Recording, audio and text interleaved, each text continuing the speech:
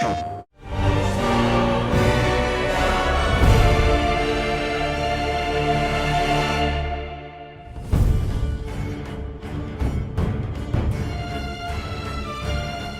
of War has always benefited from the beauty, the depth of the lore and the myth that it is based on. And now you guys, I don't want to say you reset everything, but you kind of have this whole new palette to paint with, right? Because you're in a new kind of mythos, a new lore of the world. Yeah, I mean, it's massive too. Like, the weird thing about Norse mythology is it has so many different translations, so many different interpretations, that it's this very tangled web when you start researching it and trying to understand. And then, as God of War has done in the previous games, we sort of find our inroad, ways that we can kind of parallel path things that are going on and feel like we've injected ourselves into a little bit of that history. So there is a story about this stonemason who has a bad run-in with Thor and ends up getting a chisel knocked in his head. And that actually turns out to be a level that we're going to visit in the game. Tell me a little bit about the research. A lot of it is the initial research. You know, everybody on the writing team was reading the prose Eddas and really starting to research how the myths were translated, how they kind of spread out and are told, as well as then the art team. We had a large group of people go out to Iceland, which we had some really cool experiences with them out there. So they went there for an art research trip, and then we actually rented this church to actually record some of the soundtrack in. Oh, unbelievable. Man. It's so good, and both times all I got to do was see it on like a little monitor. The designers must have had such a fun time, like kind of breathing new life into a very familiar and very iconic world like God of War. Yeah, it's the artists all kind of talk about like this is the type of game that they really want to work on, and I think you can really see that throughout all of the team. Everybody really gets a tremendous amount of freedom to create in these worlds. It's not just like creating I'm creating a building that you've seen before. This is all like the blend between the fantastic and the real, and finding that sort of level of grounding as a launch pad to go into something that's just crazy. These are the toys from E3 2016. This black runestone is a key artifact in the game, kind of a main story point. That right there is the journal that Atreus carries around with him.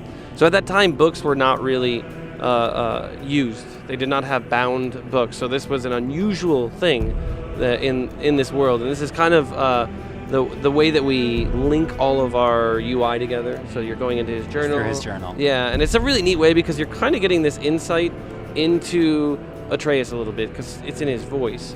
These are the various knives that they have. So Kratos' knife and the mother's knife. You know, these are kind of things that you pass on, right, in your family. So the idea of in the E3 thing, it was like your mother's knife, this is yours. That passing on of the knife is that sort of rite of passage for him, this idea that he is going to begin a new phase of his life. Every single part of this world has a story. Every single part of this world connects to sort of the core theme of family and fathers and sons and mothers and sons. Like everything all connects to it. Brock and Sindri have a complicated family relationship that you affect, that you change, right? And they're the guys who are just like upgrading your equipment. And you know, like I wanted to make sure that there wasn't anything about this game that didn't feel like it was just rich with the lore. Is the father-son relationship just completely central to this experience, would you say? That was the core building block, right? Like that's where all of this began. It began with that idea of like, all right, he is a character that everybody feels they knows very well, right? That Kratos is the sort of one-note vengeance man, and we needed a reason, I think, for him to change or desire to change, right? And I had my son, and there was a shift in me that I want to actually be a better person in some ways, a bit more patient, right? And it's a constant struggle, a journey, just like the journey that he is, right?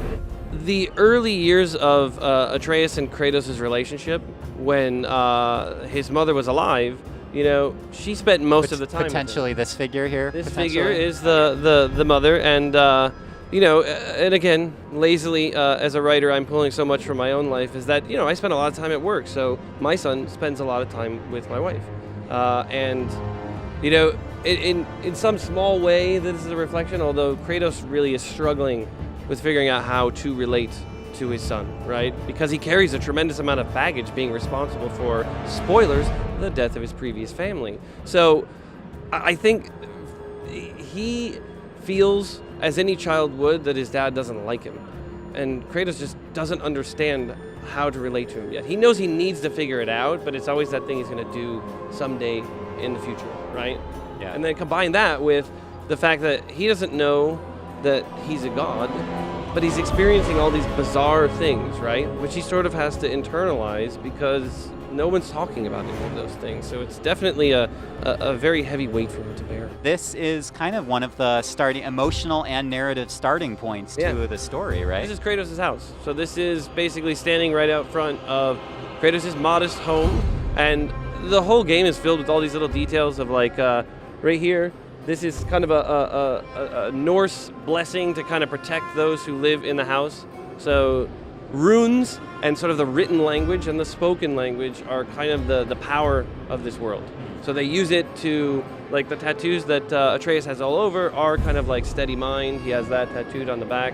And then, you know, strength and precision for his sort of bow draw arm. So it's kind of a neat way to fold in this sort of language into the world. The son's ability, to contrast what Kratos' abilities are, brute strength and power, and the son's ability is, I have intelligence, right? I have the ability to understand others, so much so that he actually can hear the sort of feelings and thoughts of other creatures. So he has this sort of empathetic angle to him as well. It's fantastic. Chris Judge, our Kratos, put it the best in an interview I was doing at PSX, I think, when he said, how can you father if you've never been fathered yourself, right? And it's like Kratos' complex past of having, you know, Zeus as a dad, and having his dad try to kill him really kind of damaged his ability to understand what fatherhood really should be. And I mean, Zeus obviously had his own psychological cross to bear because his dad tried to eat him. So really, like, mythology is wonderful.